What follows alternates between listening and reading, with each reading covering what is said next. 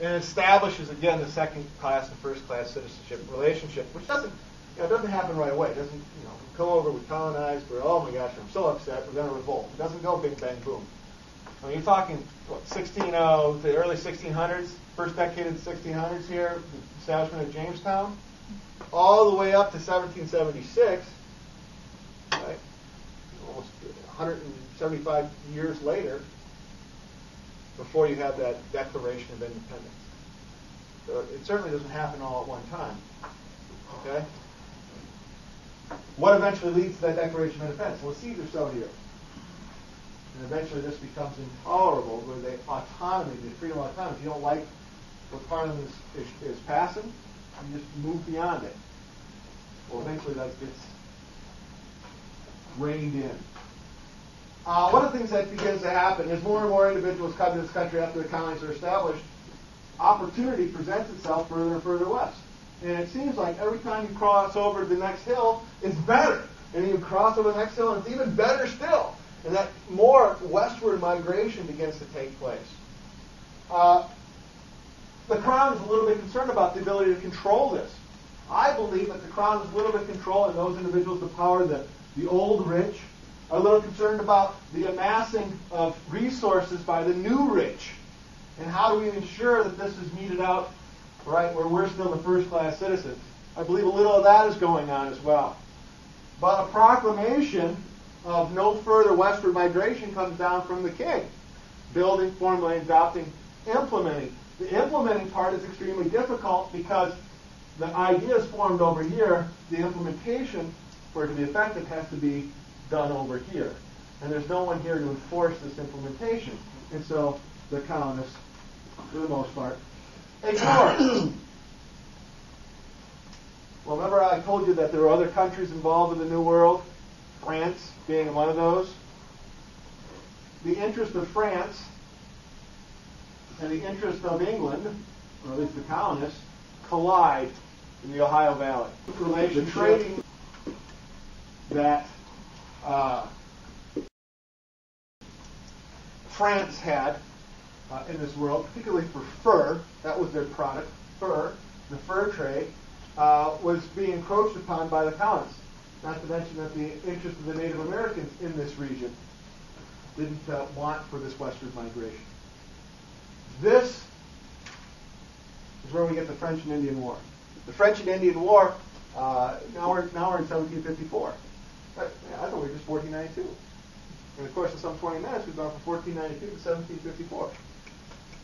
Yeah, exactly. No, I wouldn't say there's no problem. Certainly there are problems, but again, it begins to heat up with the French and Indian War, and then shortly thereafter. The French and Indian War ends in 1763, 9 years, by the English called the 7 Years' War. So you have 9 years in between the beginning and the end there. The French and Indian War, in 1763, it's over. The English win.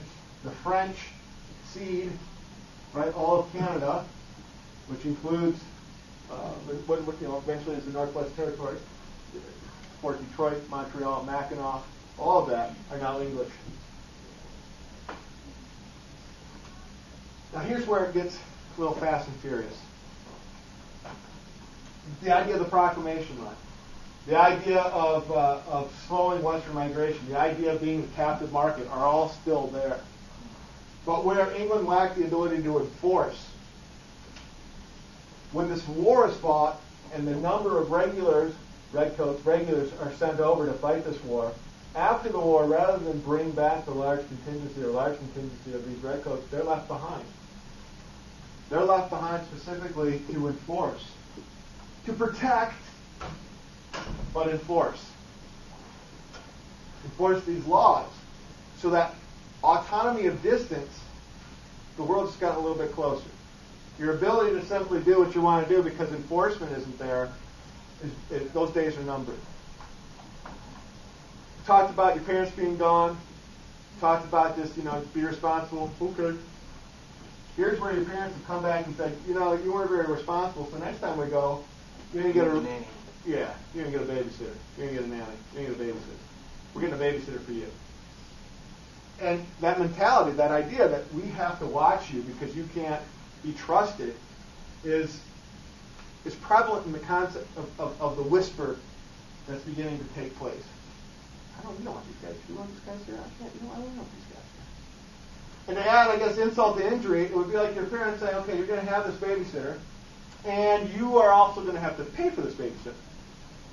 So you're going to have the babysitter, you got to pay for the babysitter, and those dollars are going to come out of your whatever, your quality of life. You got to pay for them. You're going to quarter these soldiers, you're going to put them up in your house, they'll have first right of your job, and you'll have to pay for them. And how are we going to have you? Well, we will have you pay for them by a tax. And this is where we get the Stamp Act. The Stamp Act is a tax on all printed material, a value-added tax, if you will. Your printed material, your papers, your labels, your playbills, your whatever, your whiskey labels, your playing cards, all had to be printed on a product that carried the stamp or the seal of the crown. In order to get that, you had to pay an added cost. That added cost, that tax would then go to offset the cost of the babysitter. You see in your textbook they have that teapot that says no Stamp Act. Right, that colonial teapot, no Stamp Act. That's what they're talking about. No Stamp Act. This is revolution, right? This is where you get, hey, wait a second, that's taxation. Without representation. Without representation. Who's representing me?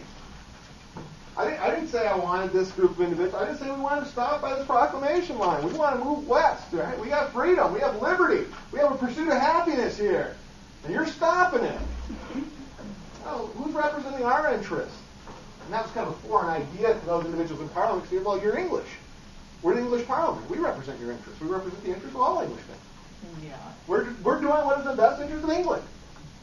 I don't understand why you don't get that. You here are here for the strength of the homeland. Come home if you don't like it. Come home if you don't want to be over there. That's kind of the mentality. So the Stamp Act is passed. It doesn't go over so well. Individuals ignore it, counterfeit the stamp, burn the paper houses, accost, beat up the stamp inspectors. Okay, it doesn't go over so well.